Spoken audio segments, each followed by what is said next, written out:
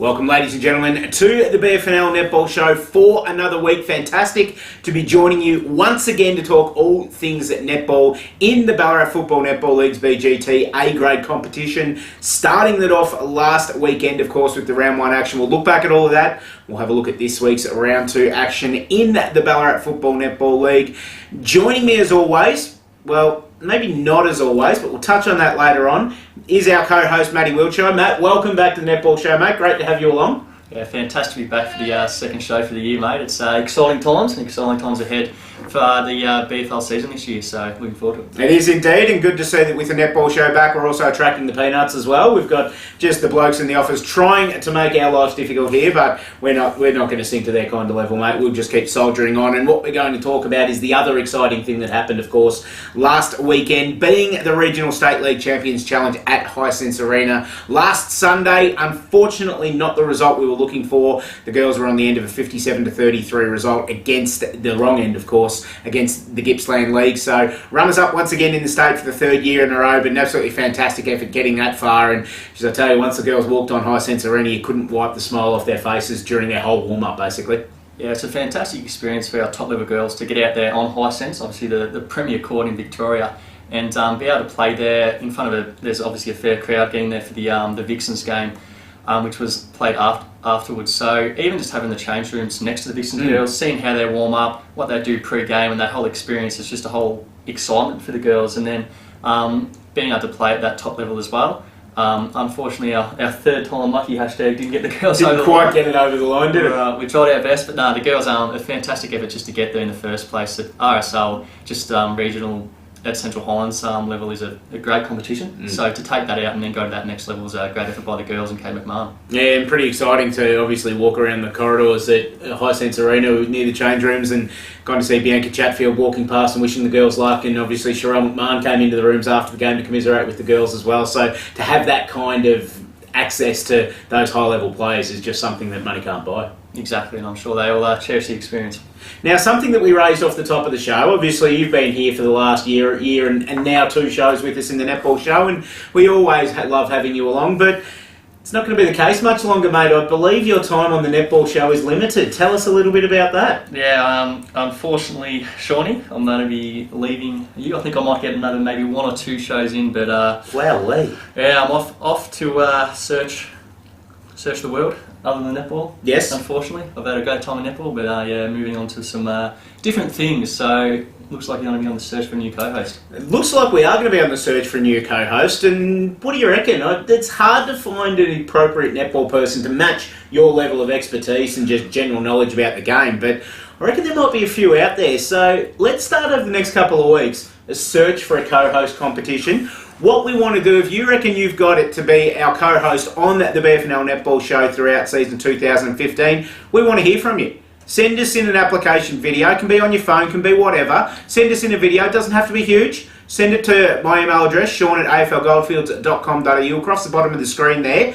We'll show the best ones on the show. We'll open it up to the audience to vote on it. And what we'll do is we'll find our next co-host from the Netball Show viewership, I reckon. What do you think about that? That's probably the best idea we've had there, Shawnee, getting someone that actually probably knows a little bit more about the actual game than myself. Yep. Give a bit more in-depth knowledge about it. So yeah, look out, hopefully we can get some girls. Yes, girls, boys, anybody. Anyone. I think girls are mainly our viewership. Mainly. You never know. And that's because of me, let's be honest. Yeah, exactly. Yeah. But if you reckon you've got it, or you know somebody that would love to be our co-host on the BFNL Netball Show, get them to send in a short video. It can be on the phone, as we said. Tell us why they believe they should be the co-host of the BFNL Netball Show. We'll get them in there for an audition, and we'll get the viewership to decide.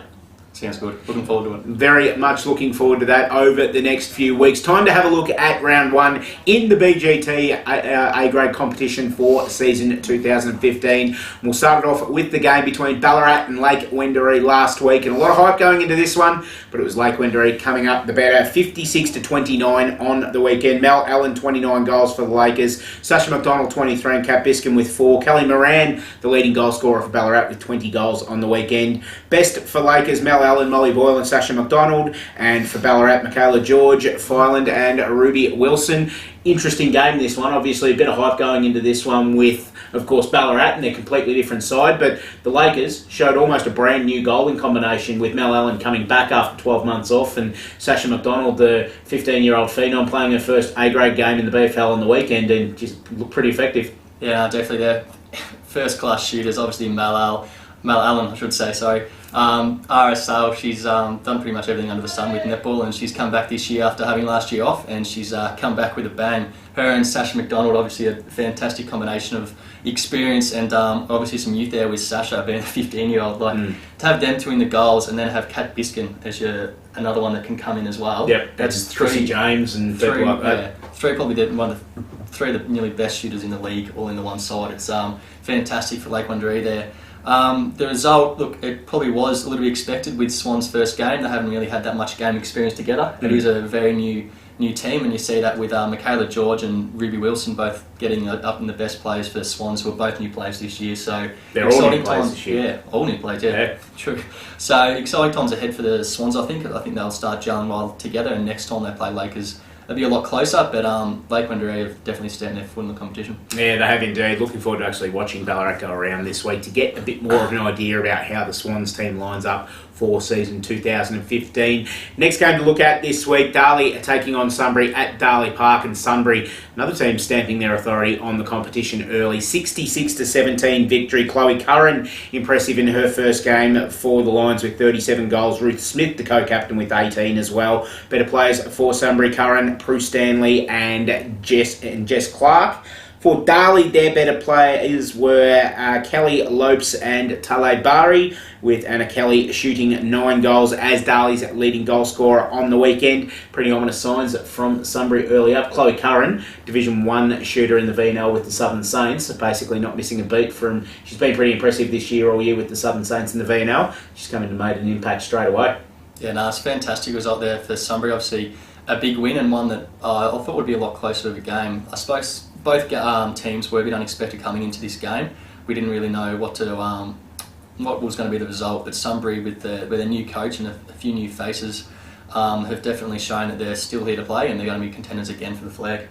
They are indeed. Speaking of contenders for the flag, one team that is perennially, I'll try and say that 3 times fast, up there each year amongst the top of the ladder has been East Point over the last few years. They got their first win on the board on the weekend, 40-23 against Redan. Lauren Dew, 19 goals for East Point. Emma Ryan, 13 goals. We'll talk more about that in a minute because we didn't think we'd see Emma on court this year, but there she is, round 1. And best players, Bethany Smith, Marcel Galjon and Lauren Dew for East Point. Casey Jess, the leading goal scorer for Redan with 10 goals, led by their experienced crew, Emma Henry, Holly Frew and Ruby Parry. Interesting talking point coming out of this game, that name we just mentioned, Emma Ryan, the reigning Sally McLean Trophy winner from last year. Didn't think we'd see her in the BFL this year. Round 1, she's there. And it was interesting, she came on after half-time, standing her goalkeeper for Redan. Someone else we didn't think we'd see too much of in the BFL this year, Erin Riley, of course, has been a long-time Redanian, has been this year playing her trade at VNL level, at championship level with the ACU Sovereigns. So a couple of interesting players to take to the court in round 1. Yeah, if you rocked up to the game on Saturday, it would have been a big shock, obviously, seeing both Emma Ryan and Erin Riley taking the court. So it's great to see them two coming back for round 1. Yeah. Emma Ryan was definitely surprised. We were talking about her last week on the show that we didn't think she was playing and it was a big loss. So she's probably seen the show and thought that stuff is all. I think there was a silent little text that come through saying thanks for the mention. Guess what? As well, after the show, she got a wind of the show. Obviously saw that we said she wasn't playing and said, well, let's prove these guys wrong. Let's just get out on the court. Yeah, thanks for that, Emma. Yeah, good on you. But no, great win there by East Point. As you said, they're always up there. And last year, that last half of the season for them last year was just phenomenal. They were lucky pretty much not even to get to the grand final and even take the thing out. So they've started on the right foot here, beating Redan, who are obviously a very strong and experienced side as well. So East Point, I think they're going to be a top 2 side this year. It's a big call to make, but obviously it's well founded because there's a lot of talent within that East Point lineup. Looking at the next game this week, Sebastopol taking on Bacchus Marsh, and a good win first up by the Borough, 44-29 against the Cobras. Alana Toolman, 23 goals, and Laurie Burns with 21. Leading the way for Sebastopol, Brittany Botten, Bacchus Marsh's leading goal scorer with 16 goals on the weekend. Better players for Sebastopol, Toolman, Prue Scott and Kalia Dix. And for Bacchus Marsh, it was Michaela Hawken, Jamie Walsh and Brittany Botten. Pretty impressive performance by Sebastopol first up. No Georgia Can on the weekend as well, who we know is an absolute superstar. So a bit of a different look to their side and got the job done early. And from all reports, what was an impressive performance. Yeah, no, I did sort of expect this result with Bacchus Marsh struggling a bit early on. I think they're going to improve as they go through, but I think they're going to have a bit of a shaky start. And Sebast, just coming off last year's form, they were nearly their side. And I think that this year they can hopefully take that next step into the finals. No, Georgia Can obviously makes a big difference. She's the experience, the one that obviously the team goes to on the court, and she just leads by example in the as a shooter. But it's good to see, Alana and then Laurie Burns, who's coming from Lexington. Good to see that them two could step up, sharing the goals there, both with over 20 each. So yeah, good signs for Sebast. Yeah, some really good signs defensively as well. Catherine Havey coming in and playing very well in her first game, alongside, of course, the Sebastopol captain and potential co-host of the Netball Show. We're hoping she sends her resume in to our friend Rhiannon Banner, so we're very much looking forward to seeing her resume come in, but very strong defensive end leading the way for Sebastopol. And the last game for the weekend, Melton South taking on Melton in the local derby, and not quite as close as the footy game ended up being. It was Melton pretty impressively 62-35 getting the job done on the weekend. Madeline Gray, 52 goals in goal attack on the weekend from 56 attempts as well, so just showing that she's basically picked up where Mel McCauley left off last year in goals for Melton. Danielle Robertson, 21, the leading goal scorer for Melton South on the weekend. Better players for Melton, Jess Bartlett, Madeline Gray and Carly Rickman. And for Melton South, Danielle Robertson, Bibi and Malumbi. Katrina Malumbi was their better players as well. I like that one, just rolls off the tongue nicely. But very good start for Melton, obviously having Madeline Gray, who's still a 19 and under player as well, coming in and taking over, and basically, so you can't say that they didn't miss Mel McCauley, because you can't not miss somebody of the stature of a Melissa McCauley, but they still got that production out of Madeline Gray coming in this week, and at goal attack as well. Obviously, Brooke Gleeson played deeper at shooter, and with Madeline going out and roving and getting the ball, still being able to shoot 56 shots and convert on the vast majority of them. Really good signs for Melton. Yeah, no, look, Mel McCauley, that was the sort of thing that I think most people would have been worried about at Melton, that hole that she's going to leave. But Madeline Gray, she's come out first game and just shown that she's going to be fantastic this year. So nothing there for really Melton to worry about. They've still got that strong shooting there, and obviously the depth throughout the side as well from the Premiership side last year. So great to see, and it was really fantastic for Melton South to, especially for Jess Bartlett. It would have been a big honour winning the Nadine Webber Award. It's obviously would have been a pretty emotional day for the Melton South girls. So well done to Jess there for taking that award out. It's a great honour. It is indeed, and it's not the only award that Jess won for this week as well, because the Stockland Wendouree Player of the Week award is back, as the phones start ringing already for the co-host hotline. They're ringing in, they want a piece of it straight away, but Stockland Wendouree Player of the Week this week. The award's back for 2015. We thank our friends at Stockland Wendouree so much for their support of the BFL, and in particular our BFL netball competition. And the winner of that award for round one was Jess Bartlett from Melton. So congratulations, Jess. We'll get you that voucher in the next week or so. Of course, the $25 voucher to Stockland Wendouree here in Ballarat. Next time Jess is in Ballarat, she'll be able to go on a bit of a shopping spree. So that'll be absolutely fantastic for her. Well done, Jess. And don't forget, put your best foot forward throughout the season, ladies on the court in the BGT A-grade netball competition, because you could be our next Stockland Wendouree Player of the Week. This week, round 2, Anzac Day netball taking place across the Ballarat Football Netball League. Maddie, let's have a look at the game starting down at Bacchus Marsh, with the game between Bacchus Marsh and Darley. Pretty interesting sort of game. Yeah, no, this one's going to be a fantastic game. Obviously, both sides not putting their best foot forward on the weekend, so this is their chance to actually show that they're going to be a force to reckon with this year. So it's going to be a good game there. I think that Darley will just come away with the win. It's going to be a close one, but I think Darley by exactly 7 goals. Look, you're right. It's going to be an interesting game, and I was actually quite impressed with Bacchus Marsh last week. The way that they've now got games into Brittany Botten, Michaela Hawken, Gabby Pino, Jamie Walsh, these kind of girls that played all year last year in the A-grade side, they're now 18, 19, 20 games into an A-grade career, and they start to know what to expect at that level. Darley, much more experienced side, obviously with players like Tale Bari, Liam Athey leading the way. They've got a lot of experience on the netball court, and look, that's probably why I'm going to tip them this week, but it would not surprise me at all to see Bacchus Marsh get over the line in this one, because I don't think they're far away. They're almost in the same vein where Ballarat were last year, except probably that 6 to 12 months more advanced because they've got the games into those young players. So one to keep an eye on, Bacchus Marsh. I've just got a feeling though Darley will do them for experience this week. Interesting sort of game taking place at the Eastern Oval this week as well, with East Point taking on Ballarat. Of course, the Swannies coming off a round 1 loss last week. East Point coming off a round 1 win, but in Ballarat's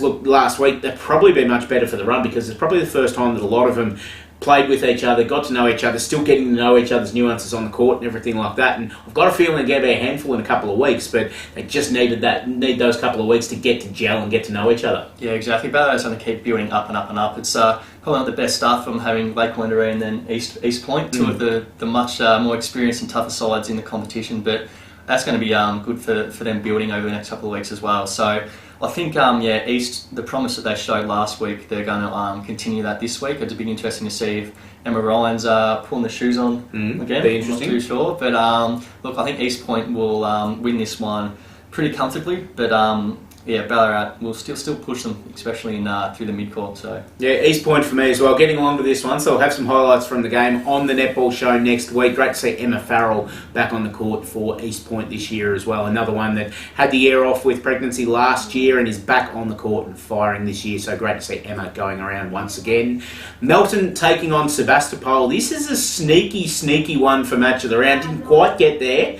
But this is going to be a pretty good game, because we're going to get a good look at exactly what Sebastopol's going to do in 2015 from this game, I reckon, because they come up against Melton's side that were fantastic last week, probably a little bit down from where they were last year, with probably being fair to Melton. And Sebastopol, impressive last week. They'll go into this one, I think they can give it a really good shake.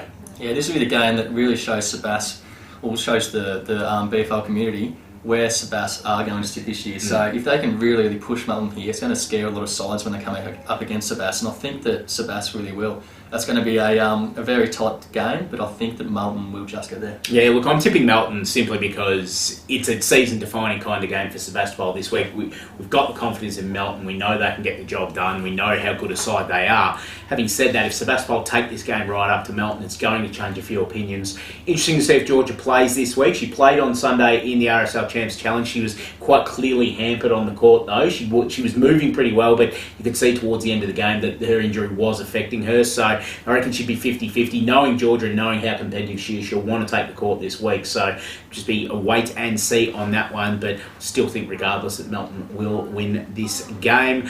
Another interesting game coming up. This one's a night game, 6:15 p.m. start. North Ballarat City versus Redan. First time we'll see North Ballarat City this season. Very much looking forward to seeing another player that was out, not through pregnancy last year, but through an ACL, which she's probably just breathed a sigh of relief by saying that as well. Jordan Bibby, back in North Ballarat City's colours this year. We know how important she was in that march to the grand final for them in 2013. She's been super this year at championship level at VNL for the ACU Sovereigns, and she'll be champing at the bit to get back out onto the court and play with the North City side this weekend. Yeah, it'd be interesting to see how North City go. It's good to see them come up against Redan for the first game. That's something that's it's going to be obviously good to watch, and just see where North are at straight away. Redan having the game last week, they'll be coming in with pretty much having the team played together, whereas North, especially with Jordan Bibby not playing last year, it'd be a bit difficult.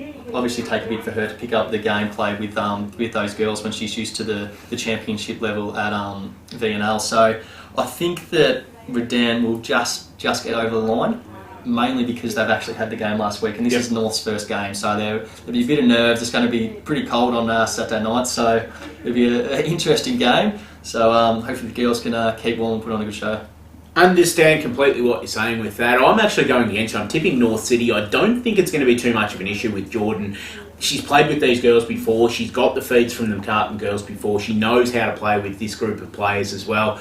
It will be a step back from what she's been facing at Sovereigns level as well. So there will be probably a little bit of adjustment that needs to go on there. But they have played together before. They know how each other works. So that's why I'm tipping North City in this game, just because I feel that they will be a more balanced side than Redan, who've got a little bit happening. Some very experienced players as well. Seeing Jordan Bibby play and Emma Henry is going to be a pretty good matchup as well. So it's not like Jordan, and that's the thing that'll help Jordan as well. She's coming up against a quality opponent straight off, and it'll be very intense as well. So that'll help her ease into the game very nicely. And look, I just think North City will win this one. As I always do when I tip against Redan, I'm going to get a slap when I go out there on Saturday night. There's absolutely no doubt about that. But we'll wait and see. Hopefully the girls can prove me wrong for their sake. But just feel that North City will have the upper hand in this one. And the last game we'll look at this week, the match of the round. There's no doubt about this one, especially given their round one form. Sunbury taking on Lake Wendouree up at Sunbury. This one, Matt and Wiltshire, is going to be a zinger. Yeah, this definitely is the match of the round, and it's one that I still haven't really decided who I'm going to pick, but I'll think of it by the end of when I'm talking. Look, both very, very experienced sides and showed their form in round one.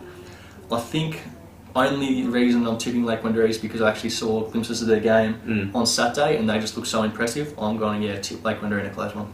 I'm actually going against you once again. I'm tipping Sunbury in this one, and solely because we know what Sunbury bring to the table every week, and it's the same this year, even with no Beck Moffat and no Sophie Gunn in the side. Chloe Curran goes in and takes Sophie Gunn's spot. You've got Ellie Randalls and Jess Smith defensively. They're both VNL defenders that can just slip into that side as well. And obviously we know how potent that Lake Wendouree goaling arc is with Mel in there, Sasha in there, Chrissy James can float in, Kat Biskin obviously, who will play throughout defence on the night as well, which will be an interesting matchup up against Chloe Curran as well. But I just feel that Sunbury will be that little bit more settled and that little bit more experienced. Having said that, I could quite easily be proven wrong here, and I've got no doubt that as soon as this goes up, my phone's going to be beeping from about 8 girls on the Lakers side saying you're an idiot for tipping against us. But again, go out and prove me wrong. I'd love to see it happen because I'm really good friends with a lot of girls on the Lakers team, but I just feel that Sunbury will be that little bit stronger than them this week. Yeah, no, it's going to be a tough one, mate. Yeah, them last two games, hard to pick, so hopefully I'll go over the top and I'll review on that. You could be, mate. I've got absolute no doubt that could happen. But that's all we've got for the Netball Show this week. Remember, this bloke's leaving, so we need somebody else in this chair. Get your application in, Sean at aflgoldfields.com.au. Send us a video. Show us why you should be our next Netball Show co-host, and we'll set it out there to the viewers to decide who it will be. Thanks for joining us once again. Thanks, Matty, for joining us on the Netball Show once again. Always a pleasure, mate. And thanks to you out there as well. We'll see you next week.